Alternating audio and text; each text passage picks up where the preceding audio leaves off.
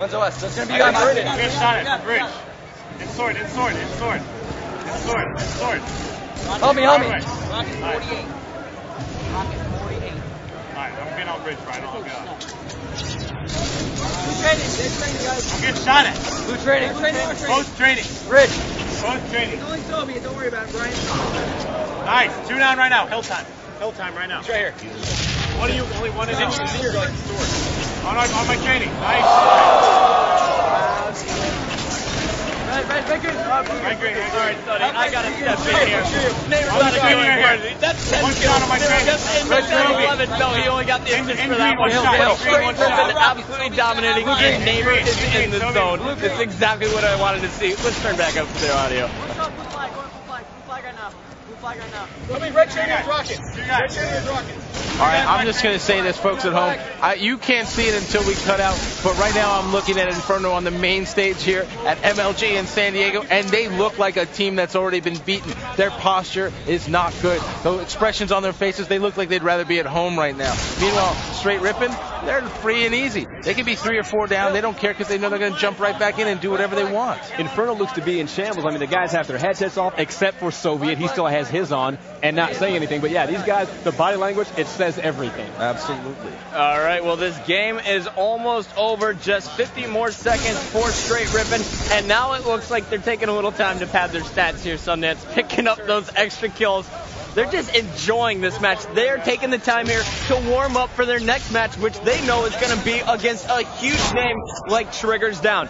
You see ElamiteWarrior picking up the sticks there, and you got to kind of like what's going on here for Str8 Rippin. It's a bit of strategy, and with only 4 minutes, 30 seconds left in the game, it's almost impossible for Inferno to come back. Well, I'll tell you what, you know what?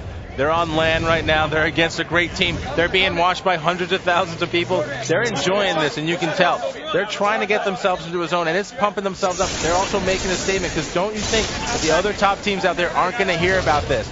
A lot of people were expecting this to be a little closer than it is right now. Str8 Rippin not letting that happen. As you see, Neighbor still on a roll, and they're literally just saying, we'll get the hill time when we want to, because the game's over. Impressive showing by Str8 Rippin. Tsquared told me he's practiced harder for this tournament more than any other tournament in his life, just except for maybe 2007 championship. And it is showing here as Str8 Rippin is so fluid. Their land play paid off. They went up against the Influence and won 109 games to 9. Str8 Rippin practiced and focused. Soviet, they're the only player with the headset still on, is trying to make it happen as his team finally broke that 100 mark, as it is 202 to 107, Inferno trailing. Str8 Rippin seems to have turned this last half of the match into basically a sparring match, sort of like you guys were saying, just sharpening their skills, making it easy on themselves. Well, you know what? It is a showcase for their skills right now. The one thing they don't want to do, though, is let the final score be too close. Because if they do, if they give Inferno a little bit of hope, you never know. In this game, we've seen crazier things happen. I expect them to start putting the screws back to Inferno, and they're back in the hill. Well, I wonder how many kills Neighbor has with the sniper rifle. I'm guessing 302. He is going to work here. He is not missing shots.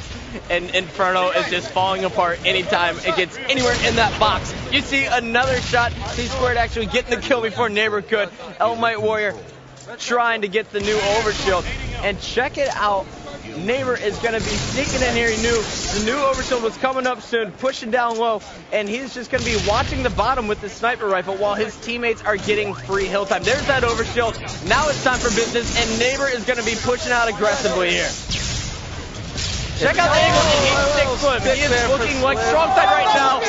No, you know what? Neighbor is looking like Neighbor right now. There is the killing spree with that headshot, and he is still going to town. 23 seconds left for Str8 Rippin, away from shutting out Inferno. You know what? It's a beautiful day in his neighborhood, Bucket. I guarantee you that. Mr. Rogers, gotta love him. I like Trolley. I like the lion. One shot, red sword. Again, look at him, though. Cool, confident, knows he's on top of the world right now. He's having his way with Inferno. You have to love that top player really getting the kinks out right now. Using the sniper rifle exclusively, it seems like, most of the match. Str8 Rippin only 12 seconds away. They could let the time run out if they wanted to, but they're not going to. They're probably just going to close it out. And what I love about Str8 Rippin is the way they play on objectives now. Not only does Elamite run objectives like he did in 2007, legit has stepped up and become a huge part of the objective games for Str8 Rippin. So Neighbor can do what he does best, which is slay, which is play sneaky, which is disrupt the opponent's setups. Meanwhile, Tsquared is just there as one of the strongest support / power weapon destroyers in the game. And Elamite and legit, they're one of the best objective tandems on the circuit for sure. I mean, it's just crazy when you think about it to say that legit is an objective player, but you know what? He is in this current lineup because he's so sick nasty.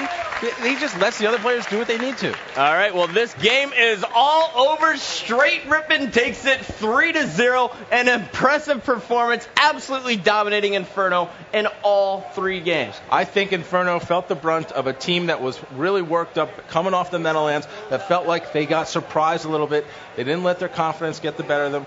Inferno now, as we know, has to gather themselves, and the true test of a team is how well you can rebound. They've got to go down, they've got to communicate with each other, and really figure out how they're going to stay in this tournament. Absolutely, and continuing on that thought, Sundance, Inferno cannot get down on themselves now. It's way too early in the tournament. They're coming in as the 12th seed. That is a great place to be in right now, and they just got to fight their way through the loser bracket. Now, take a breather, go back into it, and get your stuff together. We're going to take a look now at the stats. ElamiteWarrior, most hill time, 22 kills, 15 deaths. That's a +7 with amazing hill time. Neighbor using that sniper in the best way possible. A +17. That kid is on fire.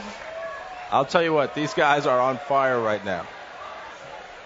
Neighbor with a very strong game. Str8 Rippin running it up 3-0, winning that last game, guys, very comfortably. I mean, they didn't have to do anything amazing. They just sort of hung in there, kept it going, knew they were going to win early on. But with that, we're going to continue on with more ESPN Saturday Night. We're going to have more games coming up. Str8 Rippin, we're going to see them again, and whoever they play next, better be paying attention. They better be careful because they're on a tear right now. Like I said, we are in San Diego, Major League Gaming Pro Circuit. Tour stop number 2 rolls on. We'll be back.